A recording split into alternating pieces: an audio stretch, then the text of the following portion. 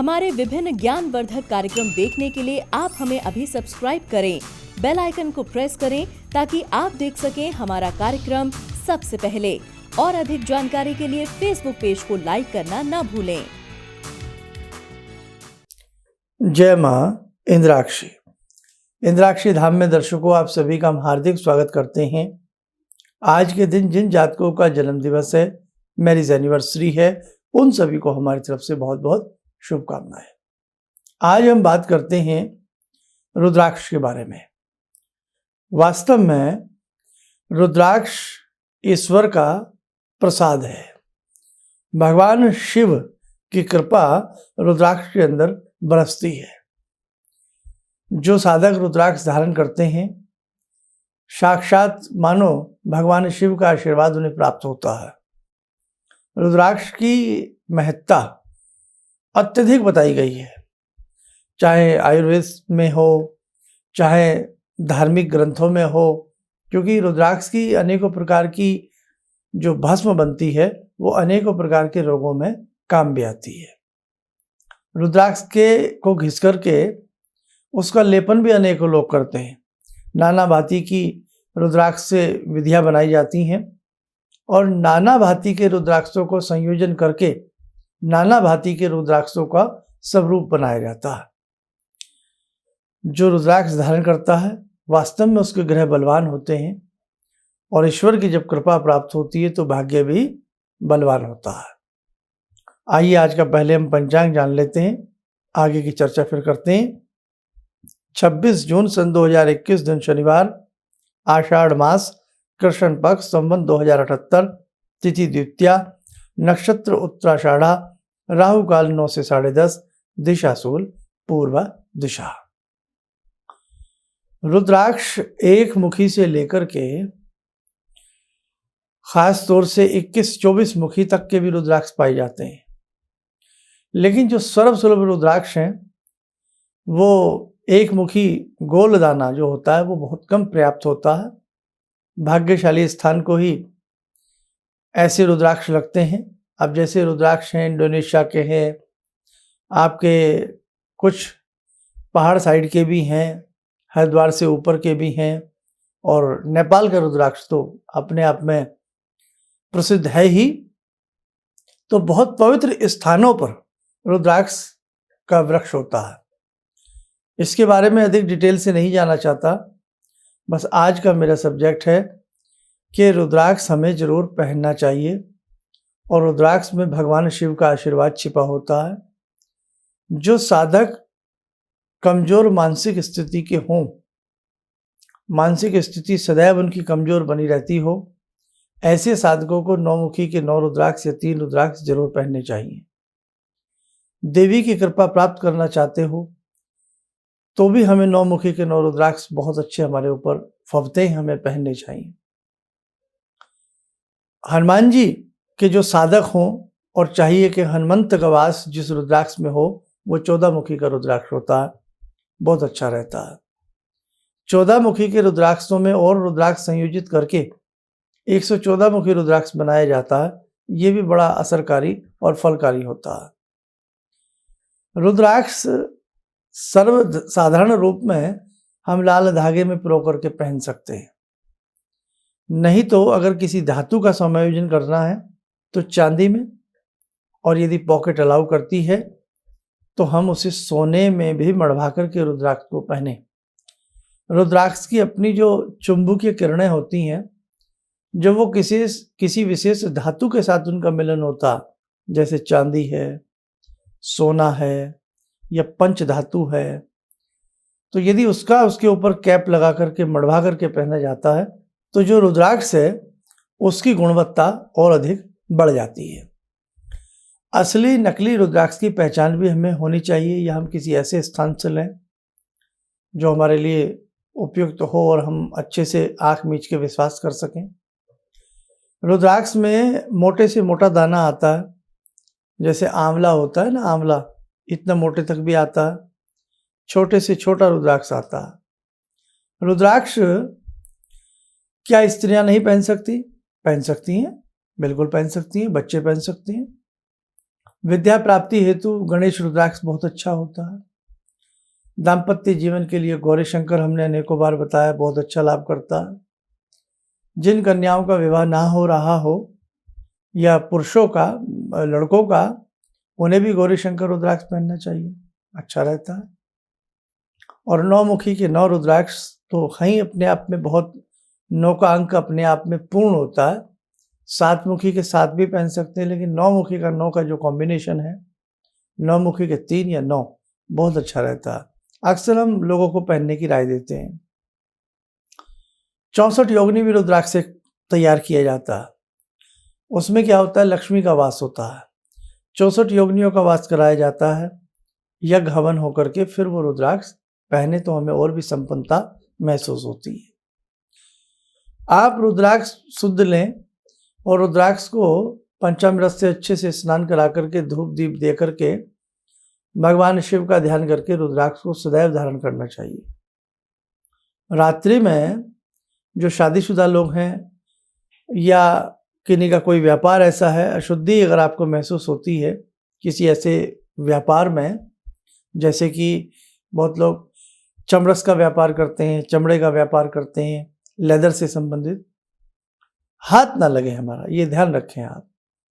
या आपको लगता है, वैसे भी हम रुद्राक्ष को उतार के रात्रि में शयन करा सकते हैं, एक तरफ रख सकते हैं। सुबह स्नान करके रुद्राक्ष को शुद्ध जल से धो करके पहन लेना चाहिए, बहुत रहता है, बहुत अच्छा रहता है। हम अक्सर शुद्ध अवस्था में ही रहते हैं, तो हम रुद्राक्ष पहन कर भी रख सकते हैं, किसी तरह का कोई हर्ज नहीं है। बहुत लोग डरा देते हैं, ऐसे व्यक्तियों को रुद्राक्ष नहीं पहनना चाहिए, उनको नहीं पहनना चाहिए। तो देखो भाई, मेरा तो ये मानना है, अगर आप शिव भक्त हैं, आप हिंदू धर्म को मानते हैं, भगवान से आप जुड़े हुए हैं, तो किसी भी तरह का कोई भी व्यक्ति रुद्राक्ष धारण कर सकता है। कहीं पर भी रुद्राक्ष का साइड इफेक्ट नहीं है। रत्न, हीरा, पन्ना, मूंगा, मोती, गोमेद, नीलम, रत्न कोई भी साइड इफेक्ट कर सकता है, दवाई की तरह। रत्न अगर सूट ना आए तो भयंकर नुकसान हो सकता है, लेकिन रुद्राक्ष के साथ ऐसी स्थिति नहीं होती है कि रुद्राक्ष सूट आए या ना आए, उसका फायदा ही हमें अक्सर होता है। तो कहने का भाव मेरा आपसे यही है साधकों, रुद्राक्ष पहनना ही भगवान से जुड़ने वाली बात हो जाती है। रुद्राक्ष पहना है, चलते फिरते उठते बैठते भगवती का मंत्र, शिव का मंत्र जपते रहिए, जीवन में आनंद की प्राप्ति होगी। जिन साधकों की या जिन बच्चों की या बालिकाओं की, बालकों की, जिनकी भी अगर मानसिक स्थिति कमजोर है या कोई घबराहट होती है, डर लगता है, कोई अज्ञात छाया दिखती है या स्वप्न में डर जाते हैं, चौंक जाते हैं, तो रुद्राक्ष पहनना भी बहुत अच्छा होता है। और तकिए के नीचे शुद्ध कपड़े में लपेट करके भी रखना बहुत अच्छा होता है। रुद्राक्ष की माला से जप करना सबसे उत्तम माना जाता है। रुद्राक्ष की माला पे किसी भी तरह का मंत्र, तंत्र हो, यंत्र हो, यांत्रिक मंत्र हो, मतलब किसी यंत्र की साधना के लिए कोई मंत्र जप रहे हों, तांत्रिक कोई मंत्र जप रहे हों, सात्विक कोई मंत्र जप रहे हों, किसी भी प्रकार की महाविद्या के लिए कोई मंत्र जप रहे हों, तो रुद्राक्ष की माला पर किया गया जप सर्वश्रेष्ठ माना जाता है। अब आप ये देख लीजिएगा। तो आज के इस अंक में मुझे यही कहना था, ईश्वर का वरदान है रुद्राक्ष, भगवान शिव का उसमें शुभ आशीष छिपा हुआ है। बहुत अच्छे तरीके से सात्विक मन की स्थिति के साथ, ना डरते हुए, क्योंकि आजकल लोग डराने वाले बहुत हैं, न जाने किस प्रकार से हिंदू धर्म से उन लोगों को चिढ़ बैठ जाती है कि ये नहीं करना। और जो ये ऐसा कहते हैं ना, मैं आपको रियलिटी बता रहा हूँ मेरे साधकों, वो शायद धर्म की गहराई को नहीं जानते। हमारे साधु, सन्यासी, हमारे ऋषि, हमारे बुजुर्ग क्या रुद्राक्ष नहीं पहनते थे? पहनते थे ना। और ये इन विद्याओं के बारे में, रुद्राक्ष आदि के बारे में, इन बातों के बारे में किसने बताया हम सबको? हमारे ऋषियों ने बताया, हमारे बड़ों ने बताया। तो जो चीज़ हमारे बड़े करते थे, बड़े, वो हमसे बड़े हैं, तो भाई कुछ वो सोच समझ के ही करते थे ना, हमसे ज़्यादा तो समझदार थे वो, इसमें तो कहीं कोई संशय ही नहीं है। हम अपने बड़ों की भी बात करें और यदि अपने ऋषियों की बात करें तो वहाँ तो कोई तुलना ही नहीं है। हम लोग तो कीट पतंग भी नहीं है उनके सामने। हमारे धार्मिक ग्रंथ भी हमें रुद्राक्ष पहनने की राय देते हैं। तो मेरे साधकों, सुनिए सबको, लेकिन वो काम करिए जो आपकी आत्मा को और आपके मन को जचता हो। आया समझ में? हमें बहकाने वाले, हमें नकारात्मक स्थिति से धकेलने वाले, हमें डराने वाले पग पग पे लाखों लोग मिल जाएंगे, ध्यान रखना ये। लेकिन एक ही एक ऐसी शक्ति है जो आपको सही दिशा निर्देश दे सकती है, और वो क्या है? वो आपका है अंतर्मन। व्यक्ति का अंतर्मन उसका स्वयं का पथ प्रदर्शक होता है, स्वयं का गाइड होता है। आप जीवन में कभी भी कोई गलत काम करना, एक बार आपका मन, आपकी आत्मा आपको मना जरूर करेगी कि नहीं नहीं ये गलत है। वो बात अलग है कि उसे हम कर बैठे। इसीलिए सुनिए सबकी, लेकिन करिए मन की, जो आपके मन को अच्छा लगता है। बस मैं बहुत दिनों से सोचता रहता हूँ कि रुद्राक्ष की महत्ता बताऊं। बहुत लोगों के मन में भय डर रहता है इन चीज़ों को लेकर के, उसे निकालूं। यही मेरा अपने धर्म के प्रति उद्देश्य है। आइए मेरे साधकों, समय हो चला है ध्यान साधना का। रुद्राक्ष की बात की है। रुद्र अक्ष, रुद्र कहते हैं भगवान शिव को, अक्ष कहते हैं आंसू को। जो भगवान शिव के नेत्रों से आंसू गिरे, उन्हीं से रुद्राक्ष वृक्ष की उत्पत्ति हुई। बहुत बड़ी वृत्तांत है ये, समय नहीं है आज सुनाने का। तो आइए आज की ध्यान माला में भगवान शिव से ही जुड़ते हैं।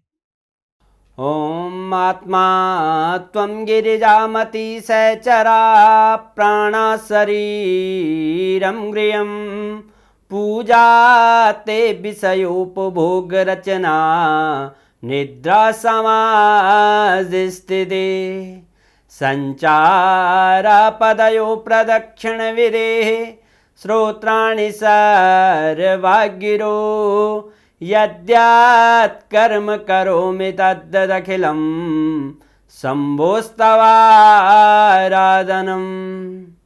चन्द्रोद्भासितशेखरे स्मर हरे गंगाधरे शङ्करे सर्पे भूषितकण्ठकर्णविवरे नेत्रोत्तवे स्वानरे दन्ते त्वकृतसुन्दरां वरदरे त्रैलोक्यसारे हरे मोक्षार्तिं कुरु चित्तवृत्त्यमचलं मन्येस्तु किं कर्म वे वन्दे देव उमापतिं सुरगुरुं वन्दे जगत्कारणं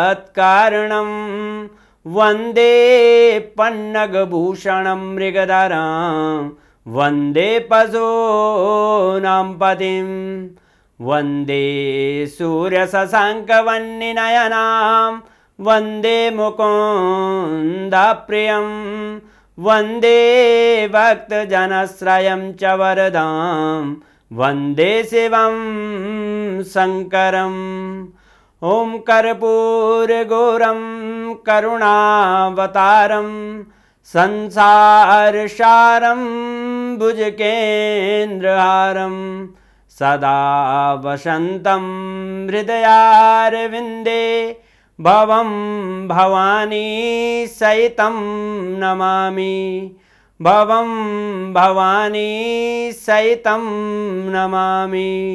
ध्यान करें भगवान शिव का, महसूस करें, आभास करें और कवच बना लें इस तरह से कि भगवान शिव को शुभ आशीष हम सब के ऊपर बरस रहा है।